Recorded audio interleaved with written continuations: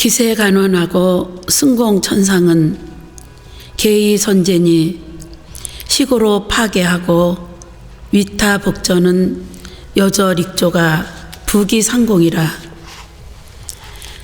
세간의 시끄러운 것을 버리고 천상에 오르는 것은 계가 좋은 사다리가 되니, 그렇기 때문에 계를 파하고 남의 복전이 되려는 것은 날개 꺾인 새가 거북이를 업고 하늘을 날려는 것과 같다.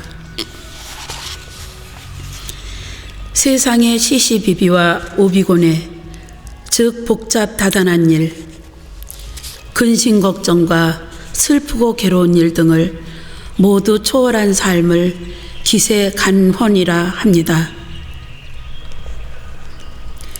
공천은 텅 빈 하늘이란 말로 천당을 뜻하는 것이 아니라 걸림이 없는 삶을 의미합니다.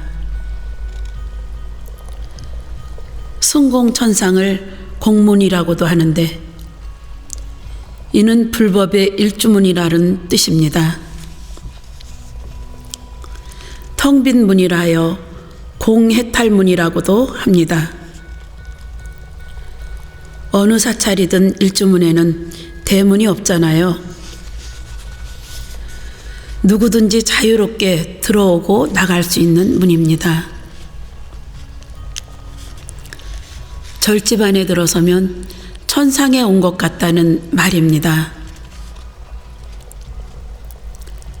그런데 그 공천상에 올라서는 것은 계위선제, 곧 계가 근본 바탕입니다. 계를 사다리로 삼아서 한 발짝 한 발짝 부처님 경지까지 갈 수 있다는 말입니다. 계가 없으면 기초가 설 수 없습니다. 그렇기 때문에 파괴, 곧 부러진 사다리를 타고서는 올라갈 수가 없습니다. 세간은 일체가 시끄러운 것뿐입니다. 부귀와 명예, 권력을 쟁취하기 위해 겉모술수가 난무하고 탐진치가 기승을 부립니다. 이 얼마나 시끄럽습니까? 온갖 시시비비, 좋고 나쁜 것, 옳고 그른 것들 때문에 시끄럽습니다. 출가는 바로 이와 같은 세상의 시끄러움을 버리고 정말 고고하게, 자연스럽게, 소박하고 간결하게 살자는 것입니다. 그렇게 사는 삶이 승공천상이라고 했습니다. 저 하늘에 오르면 만나는 하늘은 얼마나 청정합니까? 그와 같은 청정한 삶을 상징합니다. 사다리로서 하늘에 올라가는 방법을 삼는다고 할 때, 다시 말해 초탈한 삶, 세속과 다른 청정한 삶을 살려고 한다면 바로 계행, 사찰 또는 수행단체에서 지켜야 할 모든 계율, 윤리, 규칙 등을 잘 지키고 간직함으로써 가능하다는 것입니다. 수행자가 수하는 가사를 복전이라고 하는 것도 다른 사람의 복밭이 되어야 한다는 의미가 있습니다. 수행이 깊어지고 연륜이 쌓일수록 가사의 조수가 늘어나게 되는 것인데, 그럼에도 불구하고 수행자가 계를 지키지 않으면 복밭이 될 수 없습니다. 그것은 마치 날개 부러진 새가 거북이를 등에 업고 하늘을 날려는 것과 같습니다. 자기도 날지 못하면서 그 무거운 거북을 등에 업고 어떻게 날겠습니까? 파괴한 수행자가 어찌 다른 사람의 복전이 되고 신도들의 복이 되고 세속인들의 선도자가 된다고 하겠습니까? 자재를 미탈하면 타재를 불속이니라. 연하니 기무계행하고 수타공급이리요. 자기 허물을 벗어버리지 못하면 남의 허물을 구해낼 수 없는 것이니라. 그러니 어찌 계를 지켜 수행하지 않고 남의 공양을 받으리요. 무엇보다 스스로에게 청정한 수행자가 되어야 합니다. 무명과 탐욕에 얽매여 자기 허물이 수미산과 같은데 어찌 남의 죄를 구할 수 있겠습니까? 다른 사람이 참회합니다 라고 말할 때 나의 계행이 청정해야 속지 않은 사람의 죄도 어느 정도 참회가 되지요. 그렇지 않고서는 같이 지옥에 떨어지는 것과 마찬가지입니다.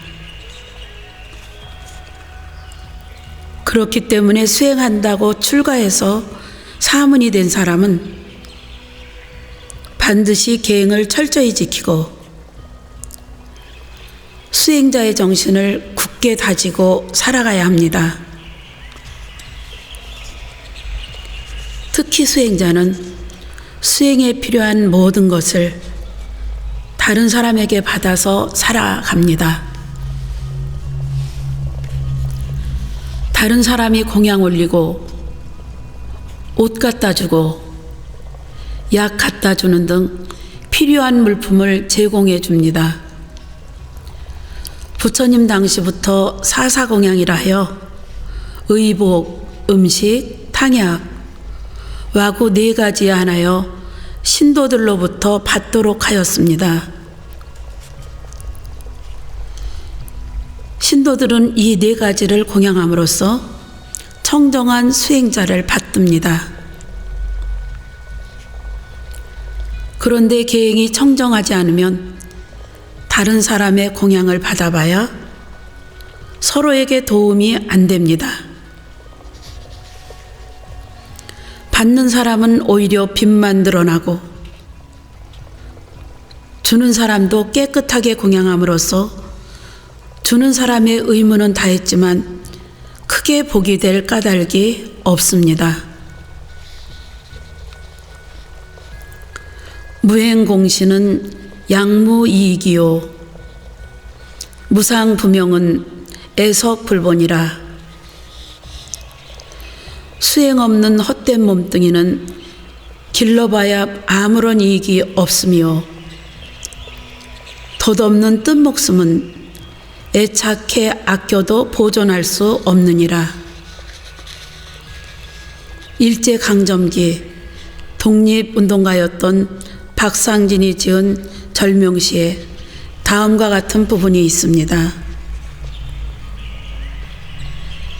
남부 생차 세상 행득이장부신 무일사 성공고 청산소 녹수빈 다시 이 세상에 태어나기 어려운지라. 다행히도 장부의 몸을 얻었건만 한 가지의 일도 성공하지 못하고 가려니 청산이 비웃고 녹수가 안타까워하는구나. 무상부명인 줄을 알아야 무상발심을 할 수가 있고 무상발심을 하면 무상도심, 무상보리심을 바랄 수가 있습니다. 무상보리심은 무상입니다. 모양이 없다는 말입니다.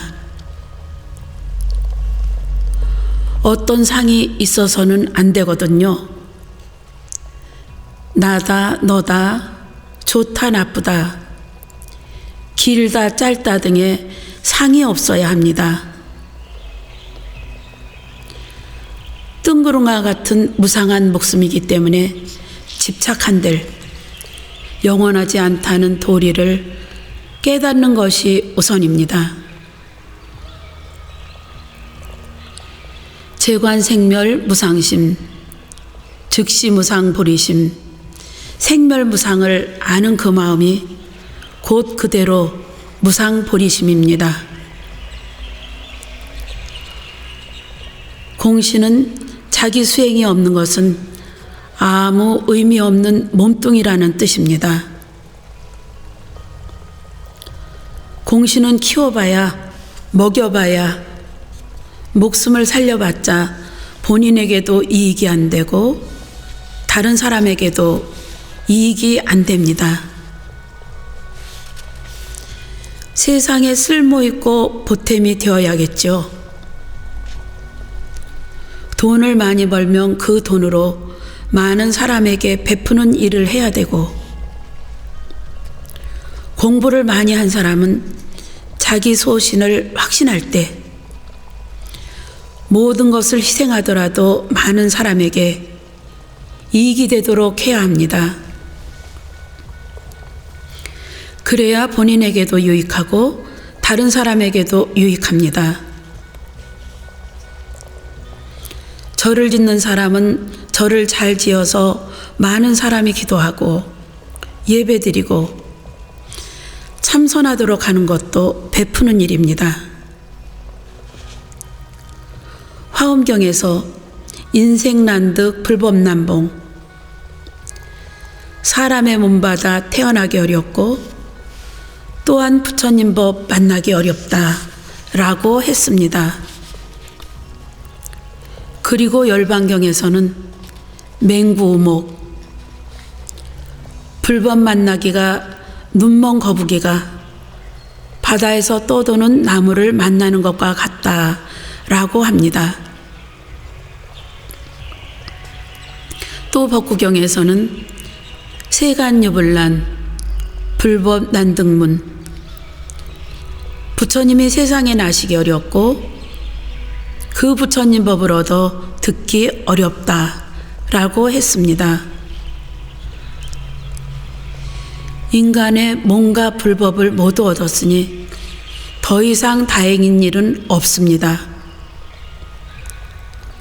불법 만났으면 인생의 진정한 의미와 모든 존재의 실다운 이치를 부처님의 가르침을 통해서, 깨달은 분의 가르침을 통해서 습득하고 깨쳐서 거기에 맞는 삶을 영위할 줄 알아야 하는 거지요. 그것이 바로 불법을 만난 보람입니다. 우리의 생명은 한이 있습니다. 좋은 약을 쓰고 건강관리를 잘한다 하여도 얼마 가지 못합니다. 사실 의미 있고 많은 사람에게 이익되는 삶이라면 한 달을 더 살아도 세상에 이익이 되고 보탬이 되겠지만, 그렇지 않다면 생명 연장이 꼭 의미 있는 일일까 하는 생각도 해봅니다. 죽음은 어차피 오기 마련인데 그때까지 어떻게 사느냐가 문제일 뿐, 크게 연연해야 할 일은 아닙니다. 생명은 아무리 잘 연장해봐야 한두 달 혹은 한두 해 더 사는 것인데 아등바등할 필요가 있겠습니까? 무상한 생명은 아무리 아끼고 아껴봤자 오래 보존하지 못한다는 사실을 훤히 꿰뚫어 알아 가치 있고 의미 있고 보람된 삶을 살라는 뜻이 담겨 있습니다. 망용상덕하야 능인장고하고 기사자좌하야 영배용락이니라. 용상의 덕을 바라면서 능히 긴 세월의 괴로움을 참고 사자의 자리를 기약하여 길이 용락을 등지고 살아야 하느니라. 제가 발심 수행장 중에서 특히 좋아하는 구절입니다. 제가 어릴 때 출가해서 그때 가졌던 지식과 상식으로 끝없이 높은 성불의 경지를 나름대로 상상하고 그 상상에 이르기 위해 부단히 정진할 때 항상 마음속으로 다짐하던 구절들입니다. 수행의 길이란 물론 즐거워서 재미가 있어서 자기가 좋아서 가는 것이지만 한편으로는 고행의 연속입니다. 이 길은 하루 이틀에 끝날 것도 아니고 한두 달에 끝날 것도 아니고 한두 해에 끝날 것도 아니며 한두 생에 끝날 것도 아닙니다. 이 길에 한번 들어서면 세세생생 이 길만을 가리라는 마음가짐으로 해야 합니다. 피곤하면 쉬고 졸리면 자면서 해도 좋고 안 해도 좋다는 식으로 해서는 안 됩니다. 부처님을 보십시오. 부처님은 고행을 통해 성도를 이룬 뒤에도 얼마나 많은 정진을 하셨고 얼마나 많은 중생을 위해 노력하셨습니까? 그야말로 길에서 태어나서 길에서 사시다가 결국 길에서 열반에 드신 분이 바로 부처님이십니다. 부처님의 제자, 즉 사문이란 바로 그와 같은 부처님의 삶을 본받고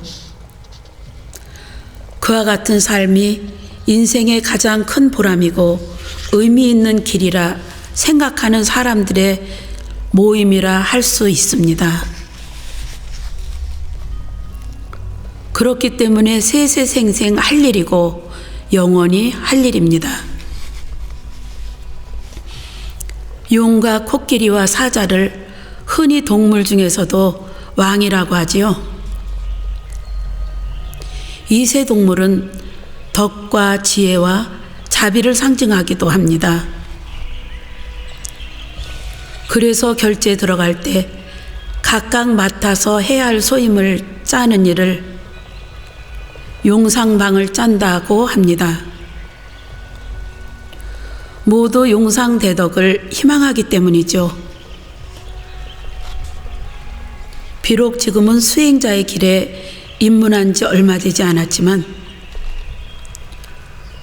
용맹 정진을 통해 용과 코끼리, 사자와 같은 덕을 지닌 부처님과 같이 되기 위한 마음으로 결제에 임하라는 뜻이 담겨 있습니다. 사자와 같이 왕 중의 왕, 즉 부처님이 되기 위해서는 세속적인 즐거움과 욕망 등을 다 포기해야 합니다. 어쩌면 한 인간으로서의 삶을 포기하는 일일 수도 있습니다. 오직 수행자로서의 삶, 부처로서의 삶을 살 뿐 더 이상 세속적 욕락에 헤매는 인간으로서의 삶은 살지 않겠다는 각오를 되새기고 또 되새기는 거죠. 풀어지면 다짐하고 풀어지면 또 다짐하는 일을 수백, 수천, 수만 번 거듭하면서 자기 자신을 채찍질하고 마음을 조아가는 것이 바로 수행하는 길입니다. 신라말 고은 최치원 선생은 당나라에 유학 가서 장원 급제하고 벼슬을 살다가 우리나라로 돌아왔습니다. 선생은 16살에 당나라로 유학을 갔는데 유학길에 오른 아들에게 아버지는 10년 안에 급제를 하지 못하면 그때는 내 아들이 아니라고 말합니다. 선생은 아버지의 말씀을 듣고 6년 만에 급제를 하게 되지요. 당나라에서도 아주 높은 벼슬을 하다가 신라에 돌아와서는 한림학사라는 벼슬을 합니다. 그리고 한림학사 벼슬을 하다가 뜻한 바가 있어서 영원히 수도하며 세상에 나오지 않겠다는 각오로 벼슬을 다 내려놓고 가야산으로 들어갑니다.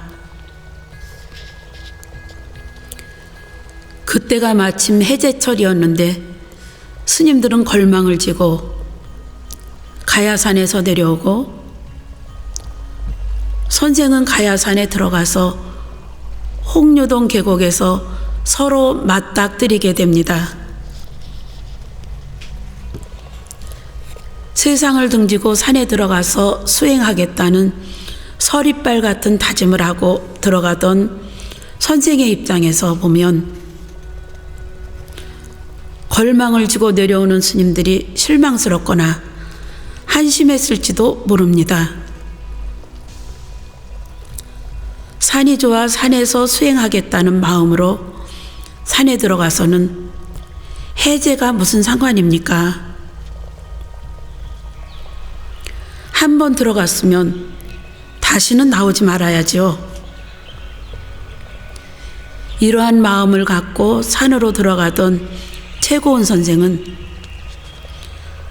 산에서 내려오는 스님들을 보고 시를 하나 짓습니다. 숭호막도 청산호 산호여와 부출산 시간타일 오종적 이립청산 갱불환. 스님들이여, 청산이 좋다고 말하지 마라. 청산이 좋다면 왜 다시 산에서 나오는가? 시험 삼아 뒷날 나를 잘 지켜보시오. 나는 한번 청산에 들어가서는 다시는 나오지 않으리라. 어린 시절 걸망지고 다닐 때 반야신경보다 더 많이 외우고 다닌 시입니다. 그 중에서도 마지막 구절은 정말 많이 외웠습니다. 마음이 흐트러질 때면 이립청산 갱불환. 한번 청산에 들어가서 다시는 돌아오지 않을 것이다. 한번 청산에 들어가서 다시는 돌아오지 않을 것이다. 라고 끊임없이 되뇌면서 다짐하고 또 다짐했습니다. 원효 스님께서 말씀하신 용상의 덕을 희망하며 길이 오랜 고통을 참고 사자의 자리를 기약해서 영원히 세속적인 욕망과 즐거움을 다 등질 것이라는 말과 이립청산 갱불환이라는 말은 그 뜻이 같습니다. 청산에 들어간다는 것은 단순히 산에 들어간다는 뜻이 아닙니다.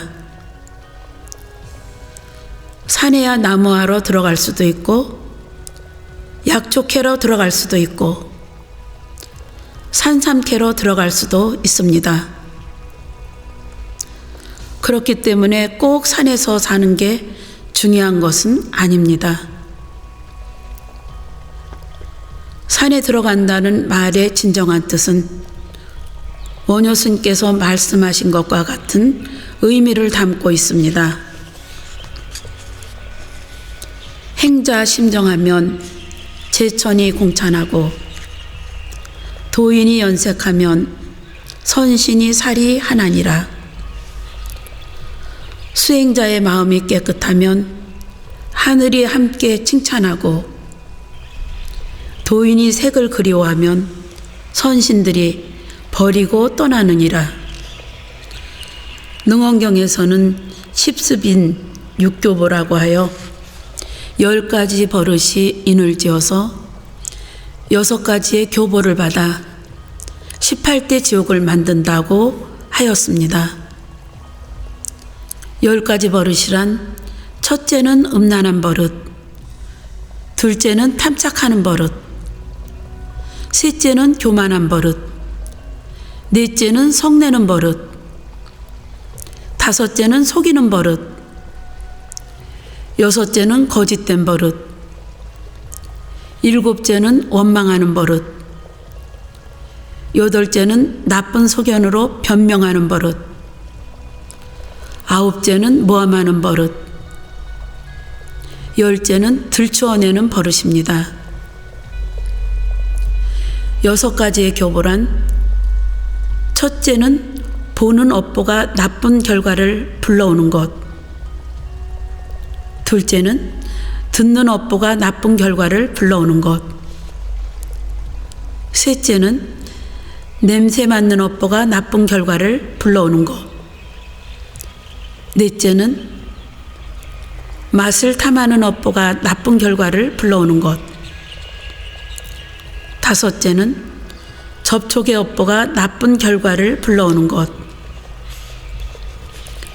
여섯째는 생각의 업보가 나쁜 결과를 불러오는 것입니다. 모든 지옥은 중생 스스로가 지은 업습으로 말미암아서 만들어진다고 합니다. 염라대왕이 만드는 것도 아니고 조물주가 있어서 만드는 것도 아니고 모든 중생의 미망에 의한 업습으로 말미암아서 만들어진다는 것입니다. 그런데 마음이 청정하면 제천이 칭찬을 한다는 거죠. 제천이 칭찬하게 되면 어떻게 되느냐? 아무리 곤란한 일에 처하더라도 어려움이 없게 됩니다.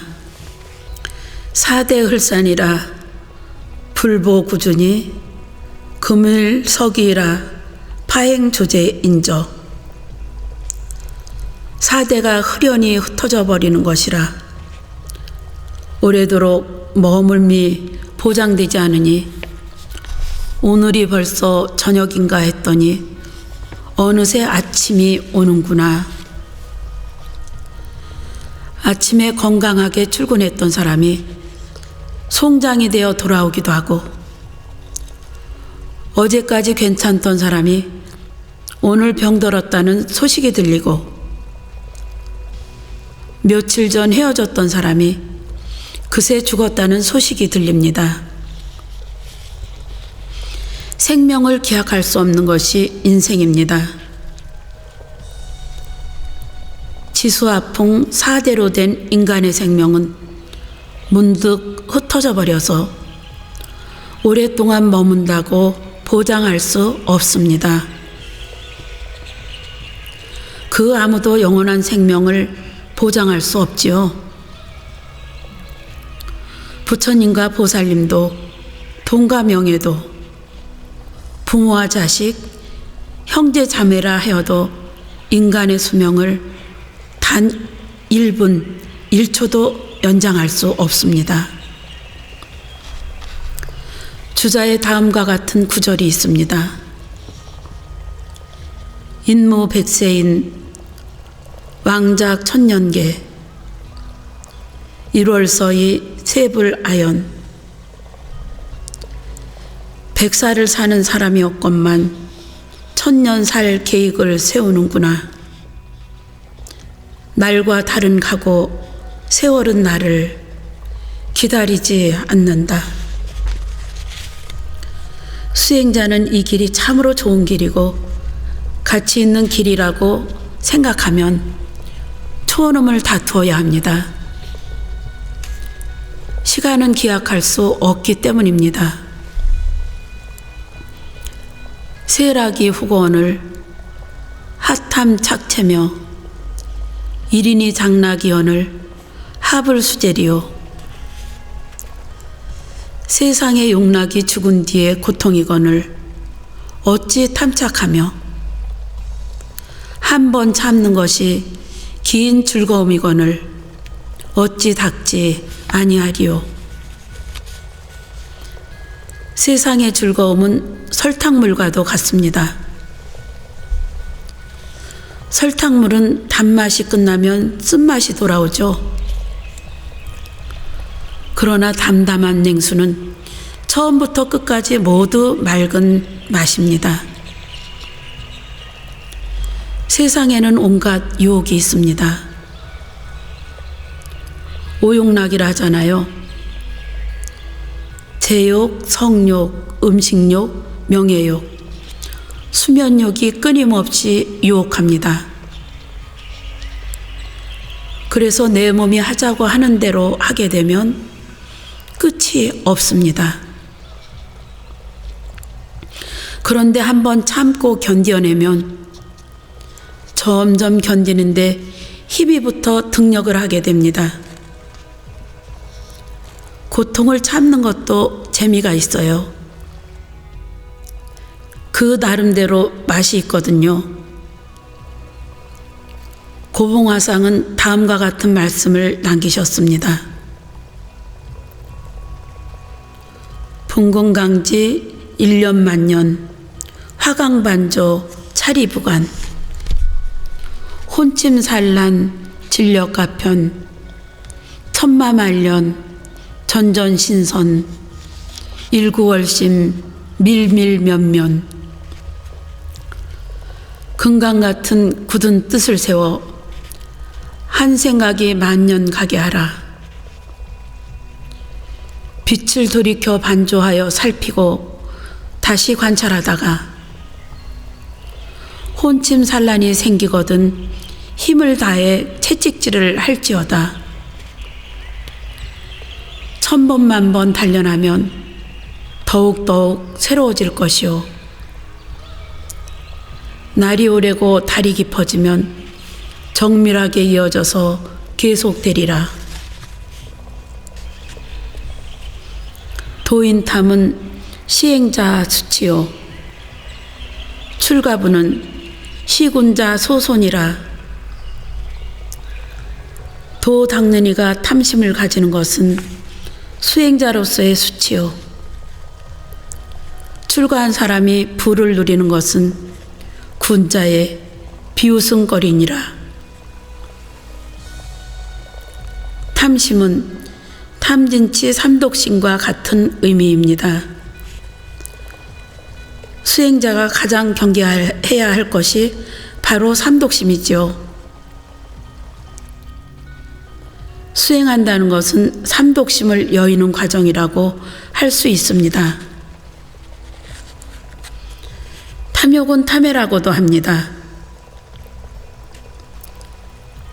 자기가 원하는 것에 욕심을 내어 집착하는 것,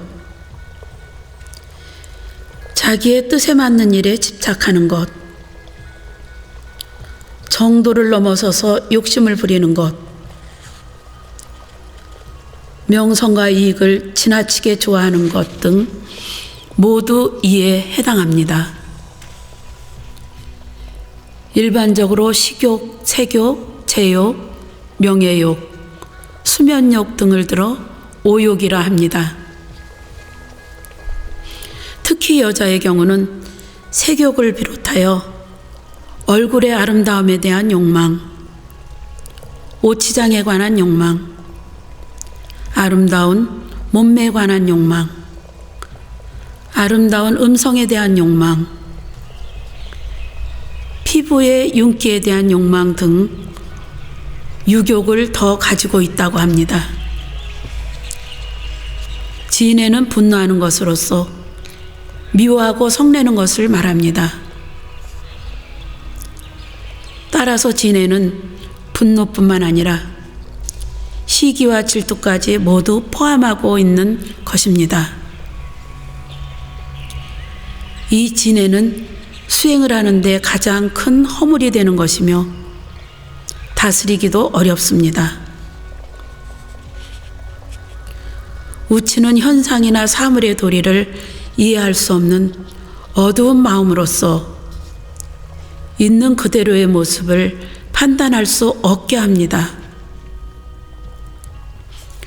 따라서 오치는 모든 번뇌가 일어나는 원인이기도 합니다. 이와 같은 삼독은 중생을 생사의 윤회 속으로 빠뜨리는 근원이 됩니다. 따라서 삼독을 여의면 곧 고를 떠나서 열반의 경지에 도달할 수 있죠. 8대 인각경에는 수행자는 다음과 같이 살아야 한다는 가르침이 전해오고 있습니다. 인욕 제1장, 지족 제1부, 무병 제1리, 선호 제1친, 열반 제1락. 참고 견디는 것이 제일 장사요. 족함을 아는 것이 제일 부자이고 병 없음이 제일의 이익이며 좋은 것이 제일 친하니요. 열반이야말로 제일의 즐거움이니라.